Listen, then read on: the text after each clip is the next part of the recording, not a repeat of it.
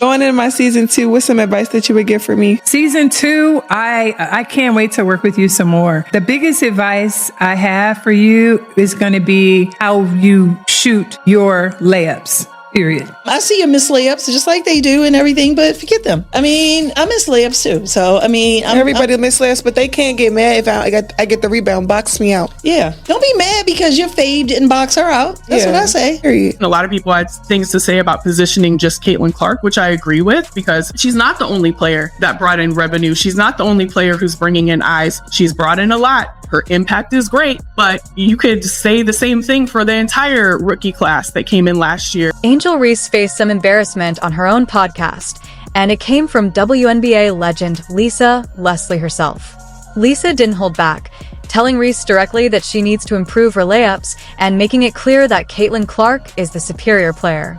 Unbelievable. Black History Month, y'all know I had to be the first. Seriously. So she just claimed that she got thrown out because she's a victim of racism. Look where women's basketball is. People are talking about women's basketball, but you never would think that we'd be talking about women's basketball. People are pulling up to games. We got celebrities coming to games, sold out arenas, like just because of one single game.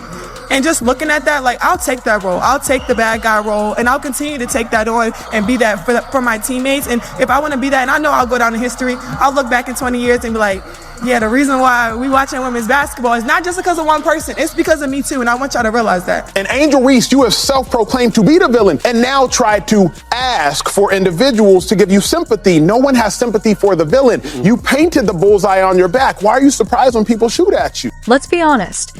When a Hall of Famer points out that your finishing can be improved, it's a polite way of saying it's really bad. But instead of owning up, Reese keeps making excuses, claiming that missing layups is normal. Meanwhile, Clark continues to raise the bar, working hard and leading by example. The contrast is obvious. Clark dominates, while Reese opts to flex. If that wasn't enough, now another so-called expert is pushing the same anti-Clark narrative. A black agent recently claimed that Clark isn't the only player bringing fans and revenue to the WNBA.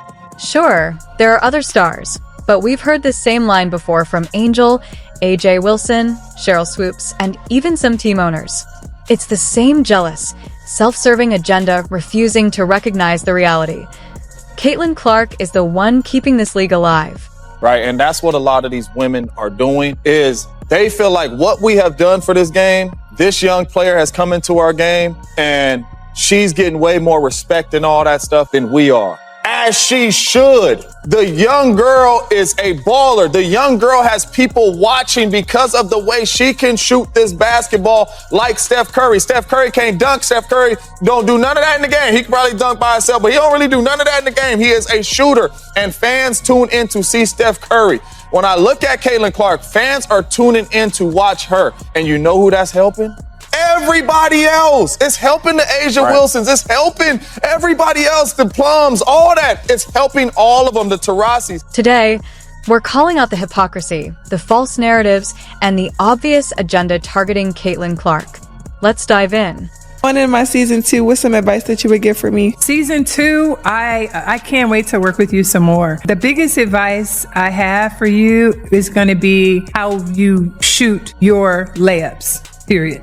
Like, we're going to fix that. Yeah. That's fixable for you. And I think that's probably the biggest. I think your shot from the outside is improving. I love that your ball handling is good. Your defense is improved. Like, the fact that you be snatching that ball from them girls, I'll be cracking up like, oh, she got another one. Like, I love the fact that you are like putting so much pressure on them defensively and just the idea that you want to get better. Like, I love that. And again, I didn't know you well, just talking to you and just giving you like some love, but then hearing you like, yes, I want to learn. I want to work hard. I want to be better. Like, that is just like my heart melted because I'm like, wow, it could be just like, okay, come in here. Maybe she's serious. Maybe she's not. But for me to hear from you and see that you're like, yes, I want you to work with me. Like, I want you to help me. I want to get better. That's what it's about. The fact that you already have that attitude, you're going to get better and I can help you get better. I'm positive. Angel Reese just got completely called out on her own podcast, and it wasn't by just anyone.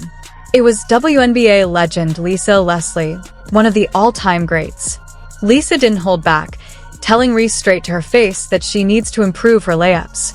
You're like 6'4". Is there a reason you cannot hit a damn layup? Let's be real.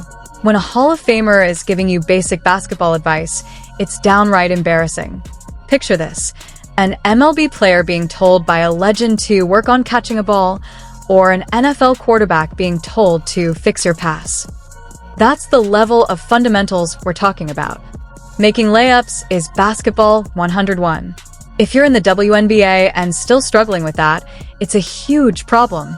Taller defenders all around, and you still can't finish? The solution is simple. Get in the gym, shoot 200 layups a day, every single day of the year. Yet Reese has the audacity to call herself the face of the league while flubbing something that's taught in middle school. Lisa Leslie tried to soften it, but the message was crystal clear. Reese's finishing is terrible. Honestly, it's shocking that someone even released a clip trying to make her look good. It backfired completely. And finally, she manages to make the layup. Now, Caitlin Clark also just celebrated a birthday a couple days ago, and for her birthday, she was in the gym, and she went 50 for 54 from 3 on her birthday. Some spoilers from the video, so she never misses 2 3-pointers in a row throughout these 54 shots that she took. Somebody said, how about she tries with a size 7 when that happens? We know that that also will not be a problem for Caitlin because she's already shooting. And people are actually celebrating that? Is there anyone else in the WNBA or even the NBA who does this more than Reese? Take tonight's game, third quarter. In just 16 seconds, Reese took 4 shots, missed the first 3, grabbed an offensive rebound off her own misses, and finally made the 4th. Yet fans call it a double-double. This reminds me of last year with the Chicago Sky. There was a white player criticized for basketball, and suddenly it was labeled racist. But here, it's the same story we've seen all season. Reese bricking layup after layup. Her missed shots have become a running joke. She racks up multiple attempts just to make 1 basket, and her so-called double-doubles are often just rebounds off her own misses. Angel Reese fans love to celebrate another double-double, but let's be honest, a double-double in points and rebounds means little when you're missing shots and not really carrying the team. So Caitlin Clark's jersey retirement got a lot of viewers, right? But what if I told you just the fact that Caitlin Clark was in the building for this game made it one of the most popular games in women's college basketball for the season? That's not dominance. That's stat padding at its worst. But instead of owning up and saying, I need to work on this, Reese keeps making excuses, even claiming that missing layups is normal. No, it's not. Not at this level, especially when you're calling yourself a star. Look at Caitlin Clark. She doesn't have this problem. Clark takes far more difficult shots and still maintains a higher efficiency rate than Reese, who mostly operates right under the basket. Reese might think she's making an impact, but the truth is, fans are reaching for the remote and tuning out when her games come on. Let's break down just how bad Reese's finishing really is. In some of the league's most watched games, she's missed more layups than any other player, often needing 4 or 5 attempts just to make 1 basket. That's not normal. It's just poor basketball. Compare that to Caitlin Clark, who can score from anywhere on the court, finishes at the rim consistently, and rarely wastes possessions with forced shots. In fact, just a few days ago, for her birthday, Clark was in the gym hitting 50 out of 54 3-pointers. Spoiler: she never missed 2 threes in a row during that session. Someone even joked, try it with a size 7 ball, but she kept dominating effortlessly. People are not paying money to see Angel Reese play basketball. If people wanted to watch her play, Unrivaled would not be struggling in the ratings. It is unrivaled. It is also unwatched. Angel Reese is running out of time. She keeps making excuses, chasing attention, and ignoring her flaws, while Caitlin Clark continues to rise, break records, and prove she's the true face of women's basketball. Clark's impact on the WNBA is undeniable. Ticket sales, TV ratings, and fan engagement have skyrocketed because of her. Yet Reese refuses to give her credit. The question is simple. Will Reese take accountability and improve, or will she keep making excuses?